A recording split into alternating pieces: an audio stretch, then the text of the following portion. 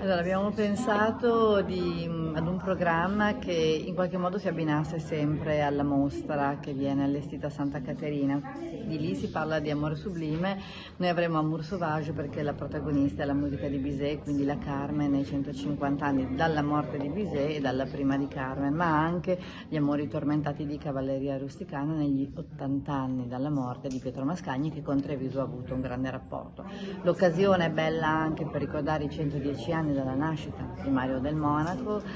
così che ha scelto Treviso come dimora per la propria vita e che è stato un grande protagonista sia delle opere di Bizet, in particolare di Carmen, sia delle opere della giovane scuola che appunto verrà ricordata nel programma di quest'anno. C'è anche tanta musica sinfonica quest'anno, sottolineo con piacere il debutto di Danilo Rossi, il nostro nuovo direttore artistico alla conduzione, e c'è anche la scelta di inserire i 50 anni dalla morte di Dmitri Shostakovich con la Valse, per ricordare che gli autori russi sono altra cosa rispetto alle vicende politiche dell'oggi.